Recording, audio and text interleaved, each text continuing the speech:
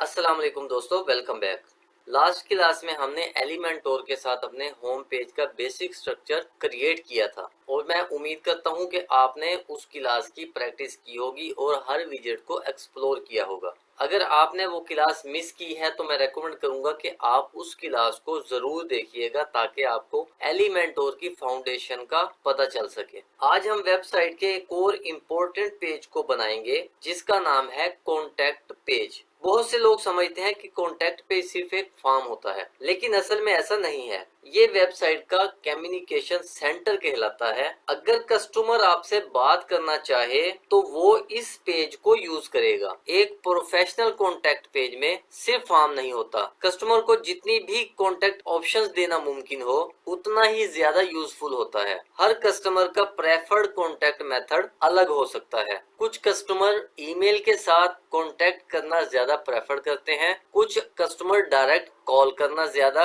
बेहतर समझते हैं और मेरे जैसे कस्टमर व्हाट्सएप पर बात करना ज्यादा बेहतर समझते हैं। अगर आप ऑनलाइन रेस्टोरेंट बना लेते हैं, आपने सिर्फ अपना नाम लगा दिया, ना आप उसे एड्रेस देते हैं ना ही अपना नंबर मेंशन करते हैं, तो कस्टमर आपसे किस तरह से रीच करेगा। वेबसाइट में भी कॉन्टैक्ट पेज का यही मकसद है। हम अपना कॉन्टैक्टस का पेज बनाएंगे और कॉन्टैक्ट फॉर्म 7 के साथ इस फॉर्म को ऐड करेंगे। इसके लिए हमें कॉन्टैक्ट फॉर्म 7 का प्लगइन चाहिए होता है जो कि हमने प्लगइन की क्लास में इंस्टॉल किया था। अगर आपने इस प्लगइन को इंस्टॉल नहीं किया तो आप ऐड प्लगइन से इस प्लगइन को इंस्टॉल और एक्टिवेट कर लें। और अगर आप किसी और प्लगइन को यूज करना चाहते हैं तो आप कर सकते हैं, सिर्फ इंटरफेस चेंज होगा, मेथड सबका मिलता जुलता ही होता है। कॉन्टैक्ट फॉर्म का मकसद ये है कि विजिटर वेबसाइट को छोड़े बिना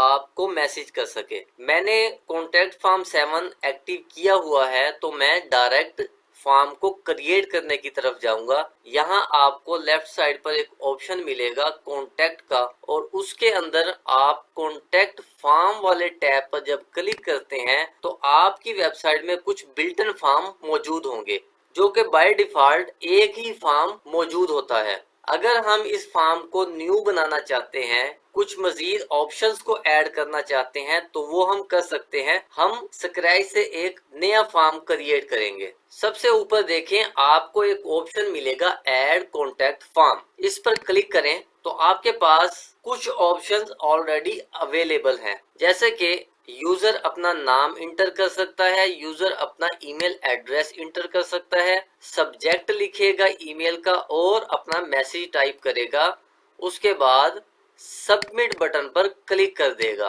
अब मैं चाहता हूं कि इसमें एक और ऑप्शन ऐड होनी चाहिए, उसको हम किस तरीके से कर सकते हैं। ईमेल एड्रेस के नीचे मैं एक नई ऑप्शन को क्रिएट करने जा रहा हूं, तो आप देखिएगा कि मैं किस तरीके से इस ऑप्शन को क्रिएट करता हूं। मुझे चाहिए कि कस्टमर अपना यहाँ पर मोबाइल नंबर इंटर करे ताकि हम उसे राब्ता कर सकें। अब सबसे पहले आपने ये करना है कि इस लेबल को कॉपी करना है और इस जगह पर पेस्ट कर देना है। ये कोड कहलाता है HTML का। क्योंकि आप HTML लैंग्वेज से अभी ना वाकिफ हैं तो मैं इसकी डीप पॉइंट में नहीं जाऊंगा। मैं सिंपल आपको शॉर्टकट तरीका बताऊंगा ताकि आप इसको इजीली क्रिएट कर सकें। आपने सिर्फ इस ऑप्शन को, फर्स्ट लाइन को और इस लास्ट वाले टैग को डिलीट नहीं करना, बाकी इसके अंदर वाली इस लाइन को डिलीट कर देना है। और यहाँ हम ऐड करेंगे टेलीफोन। ये देखिए ऊपर आपके पास नंबर आ रहा है, एक तो नंबर की ऑप्शन है, दूसरा है टेलीफोन की। तो मैं टेलीफोन वाले ऑप्शन पर क्लिक करता हूँ और यहाँ इसे करता हूँ कि ये फील्ड रिक्वायर्ड है, यानी कि कस्टमर इसे एम्प्टी नहीं रख सकता। अगर उसने मुझे ईमेल सेंड करनी है, कॉन्टैक्ट फॉर्म को सबमिट करना है, तो फिर इस फील्ड को लाजमी फिल करेगा। उसके बाद मैं लेंथ लिखता हूँ कि मिनिमम नंबर की लेंथ ये होनी चाहिए। अब आप देखें पाकिस्तान में जो नंबर हमारे पास बनते हैं 11 डिजिट्स बनते हैं, तो मैं इसमें मिनिमम रिक्वायरमेंट लिखूंगा कि 11 डिजिट्स होने चाहिए और मैक्सिमम रिक्वायरमेंट अगर आप 11 ही लिख दें या इसे 20 कर दें कि हो सकता है आपसे कोई इंटरनेशनल कस्टमर बात करना चाहे तो उसको भी ये ऑप्शन डिस्टर्ब ना करे। तो यहाँ हम मैक्सिमम लिमिट को 20 कर देते हैं। अब इस ऑप्शन को आप देख रहे हैं, ये ऑप्शन हमने बनानी है प्लेस होल्डर। जैसे कि मैंने आपको सर्च वाले टैब में दिखाया था कि अगर कुछ इनपुट फील्ड में हम शो करना चाहते हैं यूजर को, तो वो हम किस तरीके से कर सकते हैं। यहाँ देखें, ये इनपुट फील्ड है, इसके अंदर लिखा हुआ सर्च प्रोडक्ट्स। तो इस टाइप का हमने नंबर शो करना है ताकि यूजर को यहाँ पर नंबर शो होना चाहिए। वो हम इस तरीके से भी लिख सकते हैं, या अगर हम कोई नंबर इसमें एक्चुअल लिखना चाहें तो वो भी लिख सकते हैं। हम इसे कहते हैं कि इसे आपने प्लेस होल्डर के लिए यूज करना है, तो इसे आपने टिक मार्क कर देना है इस ऑप्शन को, use this text as a placeholder. उसके बाद आपने इस बटन पर क्लिक करना है, तो ये देखिएगा कि ये फील्ड आपके फॉर्म में ऐड हो चुकी है। अब हम इस फॉर्म को सेव करते हैं। अब इस फॉर्म को हम किस तरीके से देख सकते हैं, सबसे ऊपर देखिए ब्लू टैब में आपको एक कोड मिलेगा, इसे हमने अपने कॉन्टैक्ट फॉर्म में पेस्ट करना है। इसे आप कॉपी कर लें, राइट क्लिक करके मैंने इसे कॉपी कर लिया। अगर आप इस पेज को क्लोज कर देते हैं तो आप फर्स्ट ऑप्शन से कॉन्टैक्ट फॉर्म से जहां आपका ये फॉर्म मौजूद है, इधर से भी आप इस कोड को कॉपी कर सकते हैं। अब हम एक न्यू पेज को क्रिएट करेंगे और इस कोड को पेज में हम ऐड करेंगे। एक न्यू पेज को क्रिएट करते हैं और पेज का नेम हम रखते हैं कॉन्टैक्ट, और इस फील्ड में जहां हम पेज का लेआउट बनाते हैं वहां इस कोड को पेस्ट कर देंगे। उसके बाद हम पब्लिश पेज पर क्लिक करते हैं और देखते हैं कि हमारे पास क्या रिजल्ट आता है। प्रीव्यू चेंजेस पर क्लिक करें तो हमारे पास ये पेज ओपन होगा जिसमें हमने फॉर्म को क्रिएट किया था। ये देखें गाइस, हमारे पास ये पेज आ चुका है। अब हम एक ईमेल को टाइप करके देखते हैं कि हमारी ईमेल जाती है या नहीं जाएगी। ईमेल का सब्जेक्ट देंगे और मैसेज में लिखते हैं टेस्टिंग। उसके बाद सबमिट बटन पर क्लिक करेंगे तो आप देखिएगा कि हमारे पास क्या मैसेज आता है। जैसे ही मैंने सबमिट फॉर्म पर क्लिक किया तो मेरे पास एक मैसेज शो होगा और वो कहेगा कि इस फॉर्म में एरर है। अब ये एरर किस बेस पर आया, क्योंकि हम इस वेबसाइट को अपने लोकल सर्वर पर चला रहे हैं, इसलिए ये ईमेल नहीं जा सकती एडमिन को। अगर हमने इस इशू को रिजोल्व करना है तो हमें अपनी वेबसाइट लाइव करनी पड़ेगी, तब जाकर ये फॉर्म काम करेगा। लेकिन एक और जरिया भी है जिससे हम लोकल होस्ट पर भी अपने इस फॉर्म को चला सकते हैं, और उसके लिए हम एक प्लगइन यूज करते हैं जो कि हम इस क्लास में नहीं करेंगे, क्योंकि हमारा फाइनली मकसद लाइव वेबसाइट पर काम करना है, ना कि लोकल सर्वर पर। सो इस पेज को मैं लाइव वेबसाइट पर बनाकर फिर आपको टेस्ट करके दिखाता हूं। मैंने आपके लिए एक सब डोमेन क्रिएट की है ताकि इस फॉर्म का लाइव रिजल्ट मैं आपको दिखा सकूं। अब सेम प्रोसेस में पहले इसमें कॉन्टैक्ट फॉर्म बनाता हूं। गाइज, एक चीज को आप करेक्ट कर लीजिएगा, मैंने जब लोकल सर्वर पर इस फॉर्म को क्रिएट किया था तो इस पोर्शन को कॉपी किया था, और मैंने आपसे कहा था कि इस पोर्शन को आपने डिलीट नहीं करना, सिर्फ आपने इस टैग को डिलीट नहीं करना, उसके अंदर जो लिखा हुआ था यूर ईमेल, उसको आप रिप्लेस कर देंगे यूर मोबाइल में। ये फॉर्म हमारा क्रिएट हो चुका है तो मैं इसे सेव करूंगा और एक पेज ऐड करूंगा।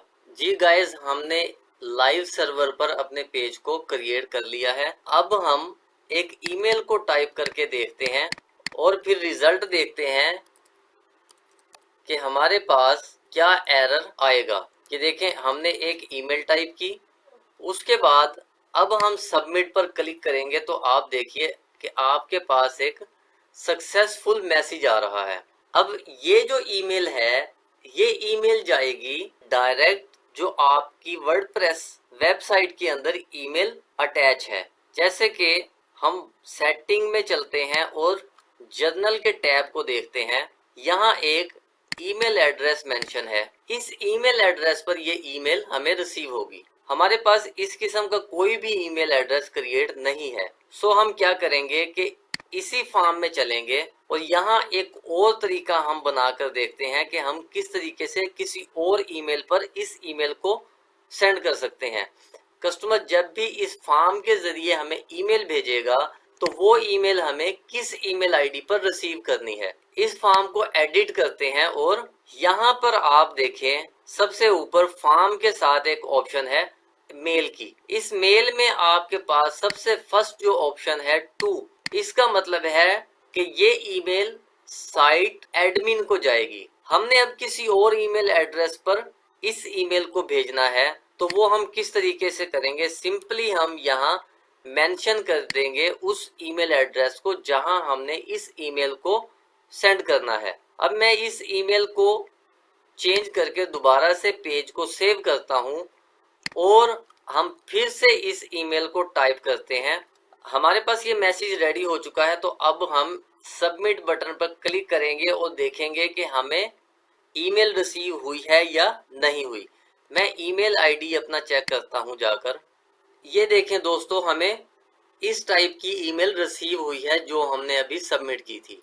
जिस यूजर ने हमें ईमेल की उस यूजर का नेम, ईमेल एड्रेस, सब्जेक्ट और जो मैसेज में लिखा था वो भी हमें इधर रिसीव हो चुका है। अब एक और चीज हम ये चाहते हैं कंफर्मेशन ईमेल जाए कि आपका मैसेज हमें रिसीव हो चुका है। वो हम किस तरीके से कर सकते हैं, सबसे आखिर में ये देखें मेल टू का एक ऑप्शन है, इसे आपने चेक मार्क करना है। इस मैसेज को अगर आप चेंज करना चाहते हैं तो आप चेंज कर सकते हैं। तो यहाँ पर आपने सिंपली लिखना है इस तरीके से बड़ी ब्रैकेट में योर ईमेल। ये देखें, वैसे ये बाय डिफॉल्ट लिखा हुआ होगा, जैसे ही आप इसे टिक मार्क करेंगे तो इस तरह का एक कोड ऑलरेडी लगा होगा। अगर ना हो तो आप इसे कंफर्म कर लीजिएगा। अब हम इसे दोबारा से सेव करते हैं और फिर से ईमेल टाइप करते हैं। जी दोस्तों, हमने ये मैसेज लिखा है टेस्ट 2 के नाम से और अब आप देखिएगा कि ये ईमेल हमें इस ईमेल आईडी पर भी रिसीव होगी और एडमिन को भी जाएगी। सबमिट बटन पर क्लिक करते हैं और अब रिजल्ट देखते हैं। ये देखें गाइस, हमें एडमिन ईमेल एड्रेस पर रिसीव हो चुकी है और अब इसे यूजर के ईमेल एड्रेस पर चेक करते हैं कि उसे इसकी कॉपी गई है या नहीं गई। ये देखें दोस्तों, सेम कॉपी यूजर को भी चली गई और एडमिन को भी रिसीव हो चुकी है।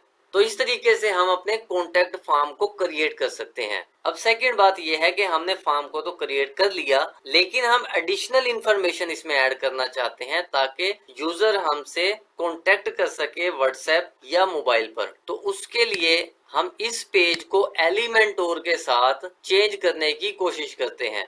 इस पेज को हम एडिट करते हैं और एडिट करने के बाद इसे एडिट विद एलिमेंटोर करते हैं। अब ये फॉर्म हमारे पास इस शक्ल में आ रहा है।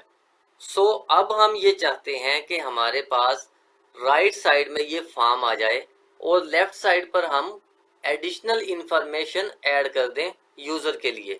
तो उसके लिए हमें एक कंटेनर को ऐड करना पड़ेगा और फिर उसके अंदर 2 चाइल्ड कंटेनर लगाने पड़ेंगे। फिर एक साइड पर हम फॉर्म को रखेंगे और एक साइड पर हम अपनी एडिशनल इंफॉर्मेशन को पेस्ट करेंगे। तो अब आप देखिएगा कि वो हम किस तरीके से कर सकते हैं। लास्ट सेशन में हम कंटेनर को इस तरीके से ऐड कर रहे थे कि लेफ्ट साइड से हम ड्रैग एंड ड्रॉप कर रहे थे इस कंटेनर को, लेकिन इस मरतबा हम इस प्लस वाले साइन पर क्लिक करते हैं और यहाँ हम फर्स्ट ऑप्शन को चूज करेंगे, फ्लेक्स बॉक्स। ये भी कंटेनर ही कहलाएगा। सेकंड है हमारे पास ग्रिड। अभी हम इसे यूज नहीं करते, हम सिर्फ फ्लेक्स बॉक्स को यूज करेंगे और हम यहाँ सेलेक्ट करते हैं 2 कॉलम में। ये देखें गाइस, सेम काम हम ड्रैग एंड ड्रॉप के साथ कर रहे थे और अब हमने इस प्लस वाले साइन को यूज करते हुए कंटेनर को ऐड कर दिया।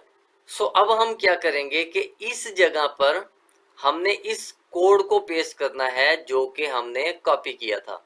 तो इसमें हमें क्या ऐड करना पड़ेगा, प्लस वाले साइन पर क्लिक करने के बाद हम इधर से एक विजेट ड्रैग करते हैं जिसका नाम है शॉर्ट कोड।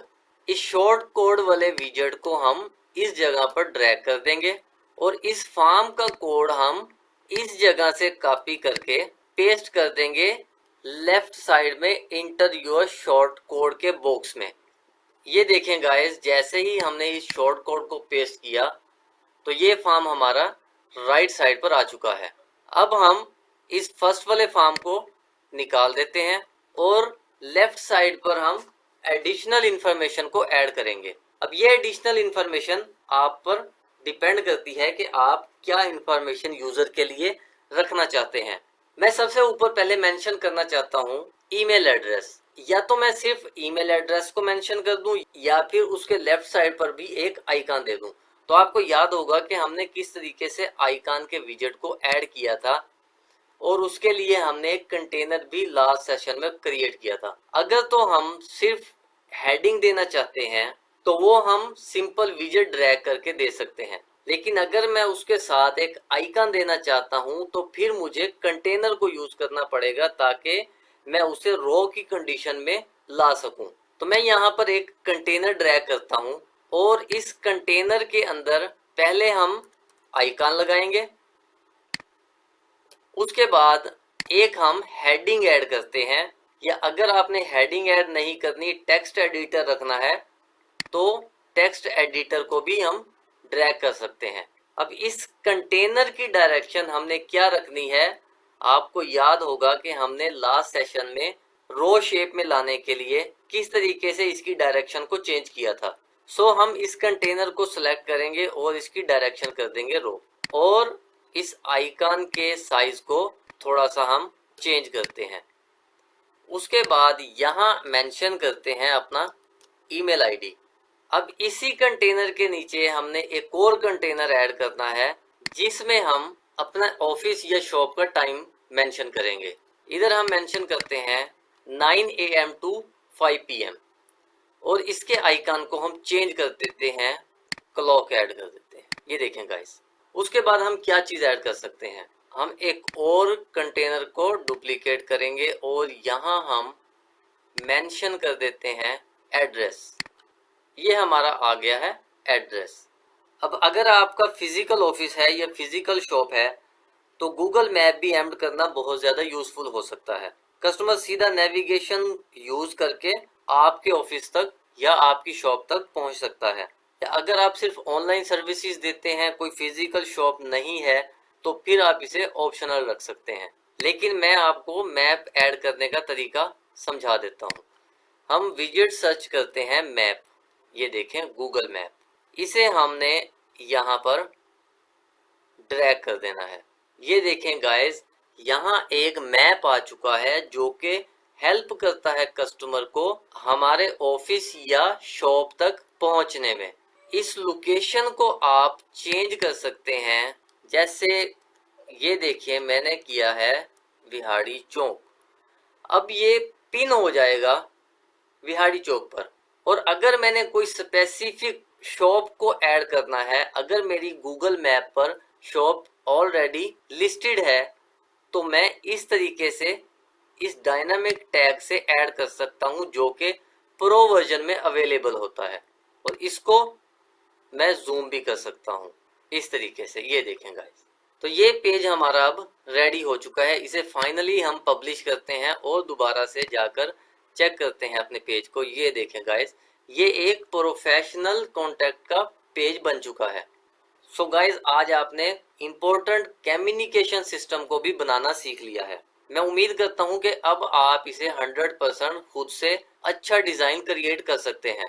तो आप इसकी प्रैक्टिस जरूर कीजिएगा और साथ के साथ आप कोशिश किया करें कि प्रैक्टिस को जारी रखें ताकि आपका हैंड्स ऑन एक्सपीरियंस इंक्रीज होता रहे। नेक्स्ट क्लास तक मुझे इजाजत दीजिए, तब तक अपना ख्याल रखिएगा। अगर आपको ये वीडियो पसंद आई हो तो वीडियो को लाइक और शेयर जरूर कीजिएगा। अल्लाह हाफिज।